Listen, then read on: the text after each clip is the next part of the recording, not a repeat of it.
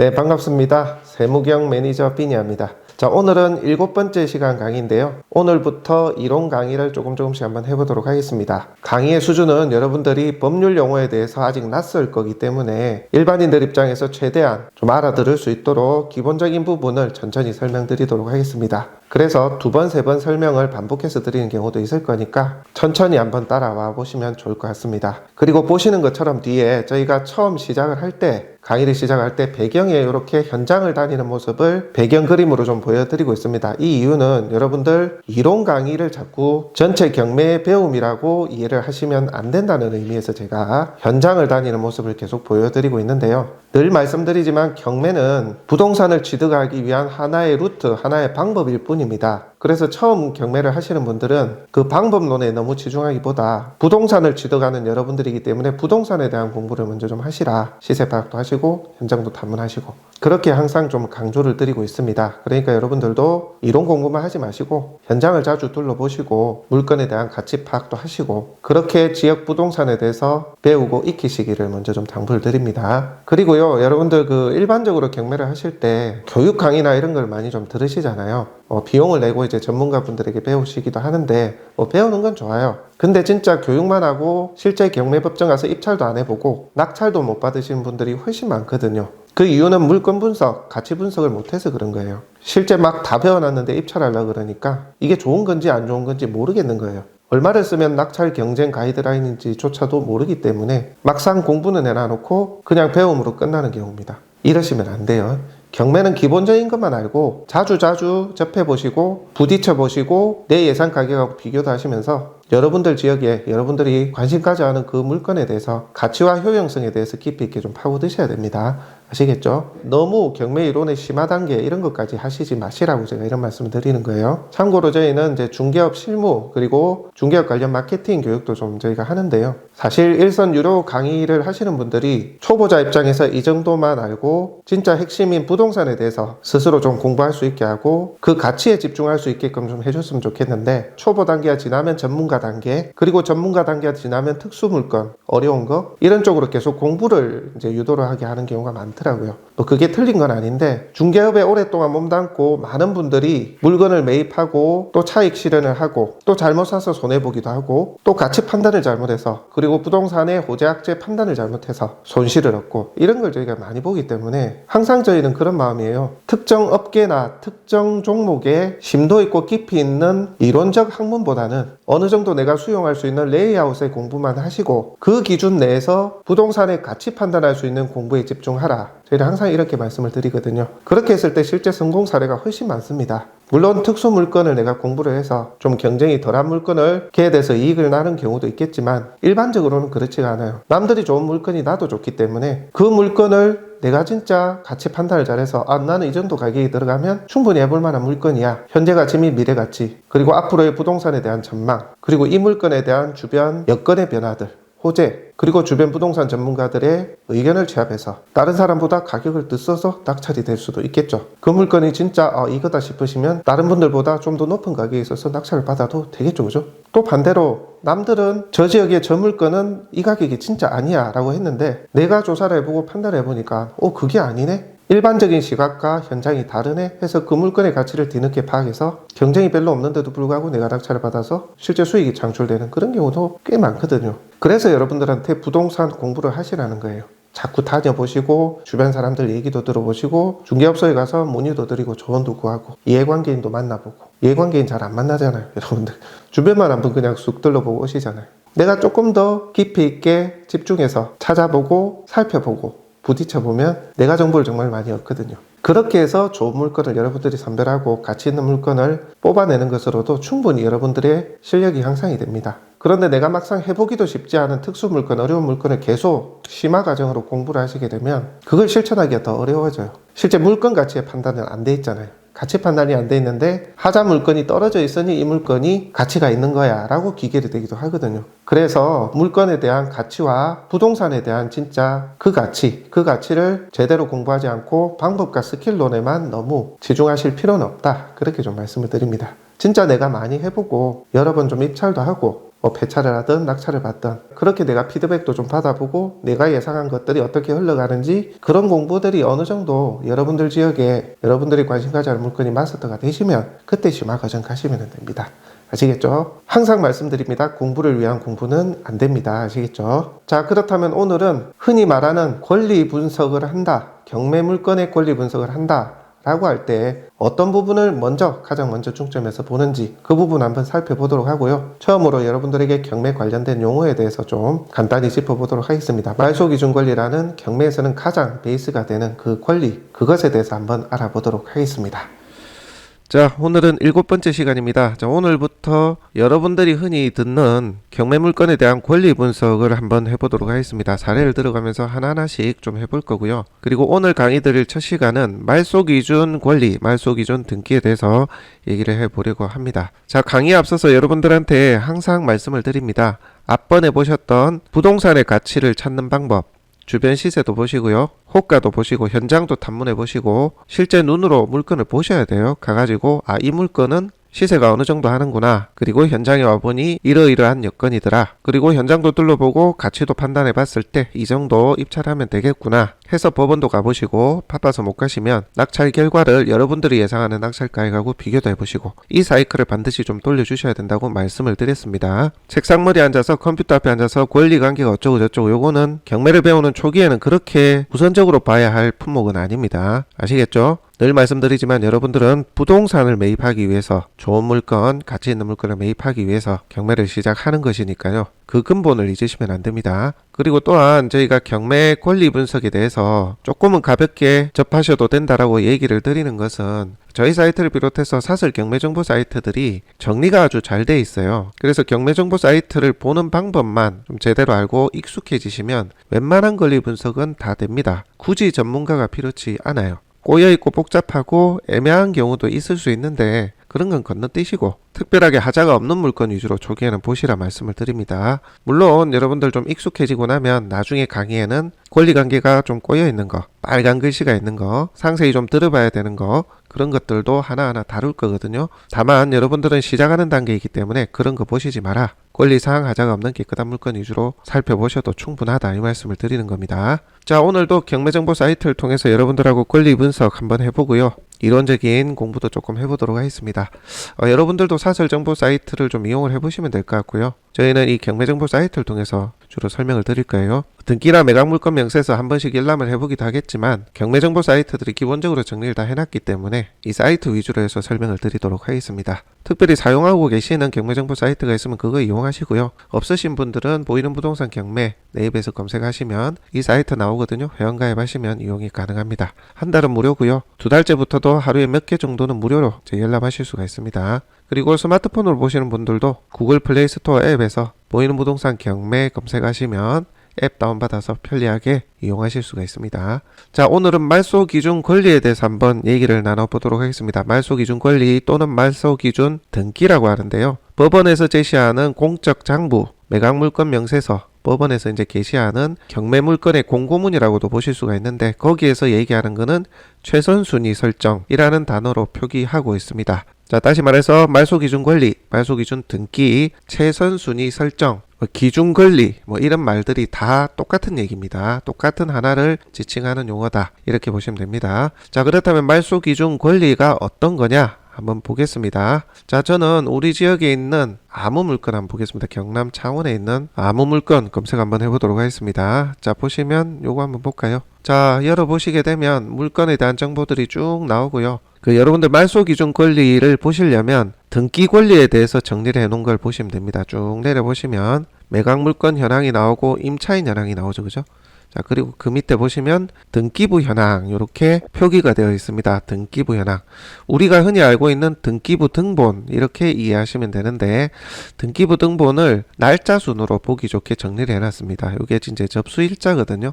이 소유권자가 2017년 10월 18일 날에 등기를 했다는 얘기고요. 소유권자가 그 뒤에 18년 1월 30일 날에 가압류가 등기에 기입이 됐고요. 그 다음에 18년 3월 9일에 가압류가 또 등기가 됐다. 라는 얘기입니다. 이렇게 날짜 순으로, 시간 순으로 위에서부터 쭉 정리를 해놨습니다. 이게 이제 등기부 현황, 경매정보지상의 등기부 현황이 되겠습니다. 여러분들 등기부 등본을 떼보시면 요게 좀 뒤죽박죽 돼 있어요. 이게 날짜별로 안 돼 있고 이렇게 지금 날짜 순으로 이렇게 정리를 해놨는데, 경매정보지는 등기는 갑, 을구가 나눠져 있기 때문에 채권, 물건이 이제 섞여 있고 막 이 순서가 뒤죽박죽이에요. 그거를 이제 정리해 놓은 이 경매정보 사이트이기 때문에 여러분들이 보시기가 참 쉽습니다.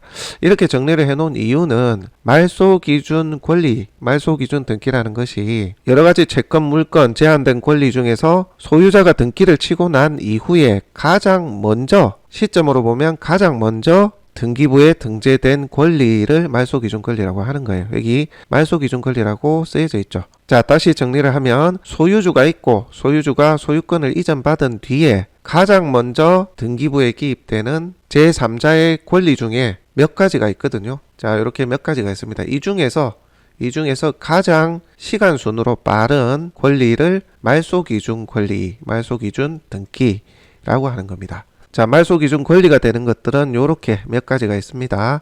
압류, 가압류, 저당, 근저당, 경매기입 등기, 선순위 전세권, 배당 요구나 경매 신청을 한 선순위 전세권, 담보가 등기. 요거는 여러분들 처음엔 용어가 좀 어렵고 생소하실 수 있으니까 외워두시는 게 좀 좋을 것 같아요. 저희가 강의를 한강 진행하면서 이게 어떤 거다라고 설명을 드리기는 할 텐데, 처음에는 설명을 드리도 조금 어려우실 수가 있거든요. 용어 자체가 어렵기 때문에 요 7가지는 말소 기준의 권리가 되는 것들이다. 이런 용어가 등기부에 기재되어 있을 때 시간 순으로 빠른 게 말소 기준 권리, 말소 기준 등기가 된다. 이렇게 이해를 하시면 되겠습니다. 자, 여러분들 건물을 사고 팔 때, 여러분들 집을 사고 팔 때, 또는 임대차 계약을 했을 때 한 번쯤은 등기부를 보셨을 거예요. 거기에서 이제 주로 볼 수 있는 게 근저당 뭐 이런 거 보셨을 거고요. 나머지는 본 적이 별로 없을 겁니다. 일반 매매 시장에서는 이런 것들이 주로 잘 안 나오거든요. 등기부 등본을 열어보더라도. 근데 경매에서는 돈을 빌려준 사람이 돈을 회수를 못했을 때, 정상적으로 회수를 못했을 때 돈을 빌려준 사람의 재산에 대해서 재산권을 제한하는 그런 행위들이 이제 들어가기 때문에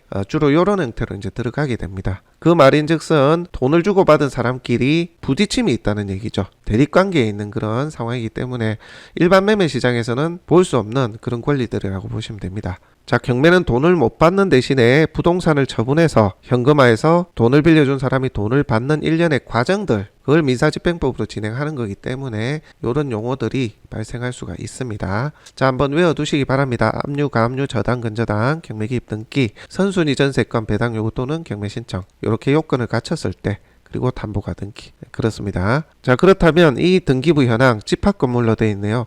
집합건물은 뭐 아파트라든지 뭐 공동주택 이런 겁니다. 여러분들 단독주택 같은 경우는 등기부가 건물하고 토지가 또 따로 있을 거예요. 건물하고 토지의 등기부 현황이 따로 나옵니다. 일반 주택 같은 경우 건물과 토지의 등기가 따로 되어 있기 때문에 등기부 현황이 건물 하나, 토지 하나, 두 개를 다 보시면 됩니다. 자, 가압류, 근저당 여러 가지가 있죠. 자, 가압류, 근저당, 그 다음에 강제경매 이렇게 있는데, 소유권자가 등기를 이렇게 기입한 날이 10월 18일이라고 이제 말씀을 드렸죠. 소유권 이전이 이제 됐다. 자, 이건 소유권 보존이네요. 최초 등기를 한 사람이네요. 자, 그 이후에 어떤 이유에서 이렇게 돈을 빌렸다는 얘기입니다. 돈을 빌려가지고 안 갚아서 혹은 최초부터 해서 돈을 빌렸으니 등기에 기입하겠다 해서 등기에 기입한 이런 내용들입니다. 자, 아까 말씀드린 여기 말소기준 권리가 7가지 중에서 가장 빠른 게 어떤 겁니까? 자, 요 가압류죠. 가압류. 그래서 이게 말소기준 권리가 되는 겁니다. 색깔로 보면 약간 분홍색을 띠면서 띠가 이렇게 둘러져 있죠.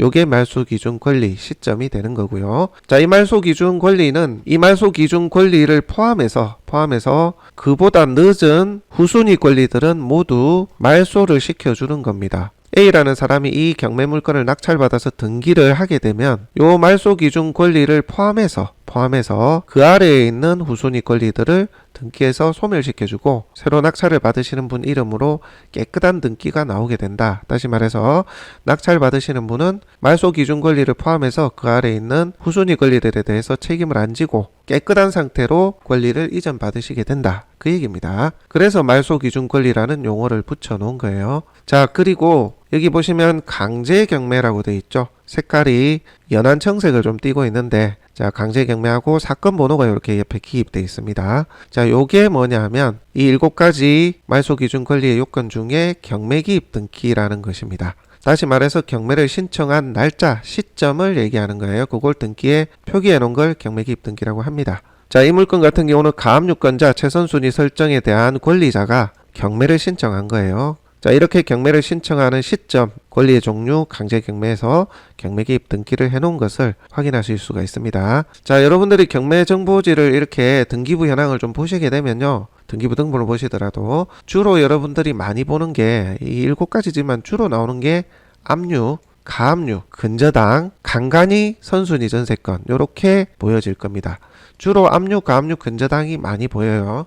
경매기입 등기는 아까 보신 것처럼 이렇게 날짜가 뒤처진 채 이렇게 표기가 되어 있기는 할 텐데, 어차피 요거는 말소기준 권리가 있기 때문에 그 밑으로는 다 소멸이 되는 거기 때문에 크게 신경을 쓰실 일은 없습니다.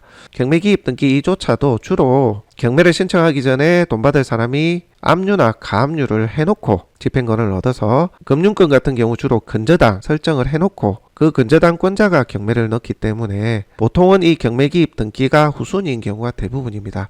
그래서 최선순위 설정, 말소기준 권리를 찾으려면 주로 압류, 가압류, 근저당을 보시면 된다. 저당은 요즘 뭐 거의 안 쓰고요. 개인간 거래도 근저당을 좀 쓰기 때문에, 그리고 담보가 등기도 여러분들 보실 일이 거의 없으실 겁니다. 알고만 계시되 압류, 가압류, 근저당 주로 찾으시면 된다 이해하시면 되고, 선순위 전세권 요거는 소유권자보다 가장 빠른, 지금 소유권자가 이렇게 등기를 했잖아요. 2017년 10월 18일 날에 그 밑에 바로 전세권 설정이 되어 있는 경우, 그죠? 그리고 그 다음에 뭐 근저당, 뭐 저당 이런 게 되어 있는 겁니다. 가장 순위가 빠른 전세권 설정 등기가 되어 있는 경우, 자, 그걸 선순위 전세권이라고 표현을 하면 되는데요. 모든 선순위 전세권이 그러면 말소기준 권리, 가장 빠른 전세권 설정이 말소기준 권리가 되느냐? 그건 아니고, 이 전세권 설정한 사람이 배당 요구를 하는 게 있습니다. 나 돈 줘. 법원에 누가 낙찰받고 나면 나 돈 줘 라고 신청을 했거나, 혹은 이 전세권 설정자가 경매를 신청한 거예요. 경매기입 등기에 전세권자의 이름이 딱 이렇게 표기가 된 경우, 그런 경우는 이 선순위 전세권 설정이 말소기준 권리가 된다라고 이해하시면 됩니다. 말이 좀 어려우실 수가 있는데 다음에 그런 사례가 나오면 말씀을 드릴게요. 어찌됐건 여러분들이 말소기준 권리를 찾으시려면 가장 시간순위 빠른 압류, 가압류, 근저당을 주로 찾으시면 웬만해서는 맞다라고 이해를 하시면 되고, 또 여러분들 복잡하지 않게 경매정보지에서 이미 말소기준 권리를 찾아뒀습니다. 그래서 쉽다는 거예요. 경매정보지를 잘 보시게 되면. 그러면 여러분들이 앞으로 등기를 볼 때 이 핑크색 띠가 둘러져 있는 거 찾으시고, 이 권리 포함해서 요 밑에 거는 다 없어진다, 그렇게 이해하시면 됩니다. 아시겠죠? 어렵지 않으시죠? 그죠? 사실 이런 거 7가지 안 외우고 있어도 되긴 됩니다. 진짜 막 경매 교육하고 전문가처럼 그렇게 하실 분들 아니고서는, 여러분들은 내가 마음에 들어하는 물건 낙찰 받으실 거 아니에요. 10개 20개를 낙찰 받는 게 일반적으로는 아닐 거기 때문에 너무 깊이 있게 공부를 하실 필요는 없어요. 사실 그 공부할 시간에 여러분들이 관심 가져 하는 물건 현장 파악도 한번 해보시고 가치 파악 한번 더 해보시는 게 훨씬 낫습니다. 왜냐? 이렇게 기본적으로 분석을 해줬기 때문에. 자, 말소기준 권리에 대해서 간단하게 설명을 드려봤습니다. 여러분들이 경매정보지에서 등기부 상의 권리관계를 찾으실 때는 가장 우선되는 요 말소기준 권리를 먼저 찾으시고, 그 물건 기준 후순위로 웬만해서는 말소가 된다 라고 이해하시면 됩니다. 이게 말소 다 적혀있죠. 이게 다 없어진다는 얘기예요. 말소 기준 권리보다 후순위인데도 빨갛게 적혀있는 거는 체크를 해보셔야 됩니다. 그거는 여러분들 건드리지는 마세요. 저희가 하나하나 사례 있을 때마다 설명을 드릴 텐데, 일단 여러분들 처음 하시는 거니까 이렇게 말소 기준 권리 밑으로 다 말소가 되어 있는 것만 보시면 됩니다. 아, 이런 경우만 특별히 문제가 없겠구나 이해를 하시고 해당 경매 물건에 대해서 현장 조사하시고 시세 파악하시면 된다는 거죠. 그리고 예상 낙찰가 판단하셔서 법원에 한번 가보시고, 법원에 못 가시는 경우 결과가 어떻게 되는지 내가 예상한 금액하고 비교해 보시고. 아시겠죠? 자, 등기부 현황 이렇게 보셨고요. 아까 말씀드렸다시피 뭐 일반 주택이나 그런 경우는 등기부가 건물도 있고 토지도 따로 있습니다. 그것까지 같이 보시면 됩니다. 자, 그 다음에 이 말소 기준 권리를 통해서 뭘 또 어떤 권리 관계를 또 봐야 되느냐 하면 등기도 보셔야 되고, 그 다음에 임차인 현황을 보셔야 됩니다. 임차인 현황. 자, 여기는 임차인이 없는데 임차인 있는 경우를 가지고 한번 예시를 보겠습니다. 자, 이 물건 보도록 하겠습니다. 이 물건. 자, 보시면 임차인 현황. 자, 임차인 현황. 자, 여기에서도 말소 기준 권리라는 게 씌어져 있죠. 그죠? 배당 요구 종기라는 것도 씌어져 있는데, 자, 오늘은 말소 기준 권리만 봅니다. 자, 말소 기준 권리가 아까 보셨던 말소 기준 요거예요. 이 날짜를 얘기하는 겁니다. 자, 요 7가지 중에서 시간 순위 가장 빠른 거, 가장 위에 있는 게 말소 기준 권리라고 얘기했죠. 그럼 보시면 이렇게 핑크색으로 띠가 둘러져 있는 요게 말소 기준 권리입니다. 자, 날짜를 보시게 되면 2011년 10월 24일 돼 있죠. 자, 임차인에 대한 권리, 대항력 등을 파악할 때는 이 말소 기준 권리 이전이냐 이후냐가 중요합니다. 자, 그래서 말소 기준 권리가 그 날짜가 이렇게 표기가 돼 있는 거예요. 자, 이 말소 기준 권리 날짜 기준으로 해서 현재 있는 임차인의 전입과 확정이 빠르냐, 늦냐, 되어 있냐, 안 돼 있냐, 요런 거를 체크해 보셔야 되는데, 요거는 이번 시간에 안 하겠습니다. 자, 이 대항력이 있냐 없냐를 보시는 거예요. 자, 대항력이 있냐 없냐의 기준은 일반 주택의 임차인 같은 경우에는 전입 시점이 말소 기준 권리 시간보다 빠르냐 늦냐, 그걸 보시면 되고요. 자, 임대차 사업용으로 임차를 하고 있으신 분들은 사업 등록 시점이 말소 기준 권리보다 빠르냐 늦냐, 이걸 보시면 됩니다. 보통 일반적으로 초보분들은 다가구나 아파트나 일반 임차인이 전입되어 있는 시점을 보실 거기 때문에 이 전입 시점을 주로 보시면 돼요. 자, 말소 기준 권리 시점보다 전입 시점이 빠르냐 늦냐. 자, 요거는 전입 시점이 2015년이니까 늦죠. 말소 기준 권리 시간보다 늦습니다. 늦는 경우는 대항력이 없다고 되어 있습니다. 아시겠죠?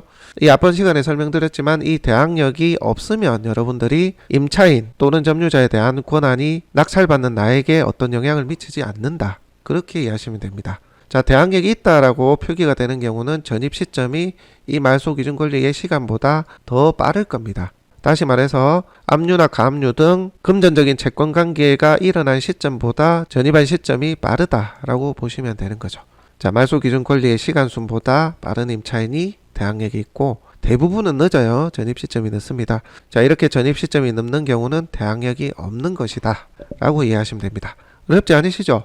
자, 여러분들 권리 분석한다고 할 때는 임차인 현황하고 등기부 현황의 말소 기준 권리를 찾아서 그 이후의 시간 순으로, 등기부 같은 경우는 말소 기준 권리 시점보다 늦는 권리들은 다 깨끗하게 없어지기 때문에 내가 낙찰을 받아도 등기부상에는 아무런 하자가 없게 된다. 그리고 임차인 같은 경우도 말소 기준 권리의 시간보다 임차인의 전입 시점이 늦다면 대항력이 없기 때문에 내가 낙찰받아서 명도를 하는 데는 별다른 어려움이 없다, 이렇게 보시면 됩니다. 이게 권리상 문제가 없다, 하자가 없다 라고 얘기를 하는 겁니다. 어떤 게? 임차인 현황과 등기부 현황의 권리상의 문제가 없을 때, 자, 말소 기준 권리 시점으로 이렇게 판단을 할 수가 있는 겁니다. 아시겠죠? 아유, 나는 그런 복잡한 거 잘 모르겠고 그냥 나는 물건이나 좋은 물건이나 좀 살펴볼란다 하시는 분들은 앞 시간에 설명드렸다시피 임차인 현황 보시고 대항력 빨간 걸로 적혀 있는지 없는지 보시고, 자, 등기부도 여기 말소 기준 찾아보시고 다 말소되어 있는지만 확인해 보시면 됩니다. 아시겠죠? 자, 이전 시간보다는 한 단계 더 나갔네요. 이전 시간에는 매각 조건에 빨간 글자 있으면 그냥 건너뛰라고 했죠. 빨간 글씨가 써져 있으면 낙찰자가 챙겨봐야 될 게 있다 라고 이해를 해야 되는데, 이번 시간에는 한 단계 더 나갔습니다. 말소 기준 권리의 그 기준점을 찾아보고 그 이후로 말소가 다 되는지, 실제 대부분 다 말소가 되기 때문에 말소가 되는 부분 체크해 보시고, 그리고 임차인 현황도 말소 기준 권리의 날짜보다 늦는 경우가 맞는지 체크해 보시고, 늦다면 별 문제가 없다, 이 정도로 이해를 하시면 되겠습니다. 자, 그리고 임차인 현황에 폐문 부재로 사람이 없다, 혹은 소유주가 점유하고 있다, 확인이 안 된다, 이런 경우는 임차인 현황에 별다른 문제가 없을 가능성이 매우 크기 때문에 처음 경매를 시작하는 여러분들은 크게 신경을 쓰시지 않으셔도 됩니다. 임차인 현황이 없거나 임차인이 있더라도 전입 시점이 말소 기준 권리보다 늦는 경우는 문제가 없다. 아시겠죠? 자, 오늘의 강의는 여기까지 하도록 하겠습니다. 말소 기준 권리에 대해서 한번 살펴봤고요. 말소 기준 권리의 시점을 통해서 등기부 현황상 인수 권리가 있는지 없는지, 그리고 임차인 부분에 있어서 낙찰자가 인수해야 될 권리가 있는지 없는지에 대해서 한번 여러분들하고 같이 공부를 해봤습니다. 자, 오늘 강의는 여기까지 하고요. 다음 시간에 또 계속해서 강의를 이어가도록 하겠습니다.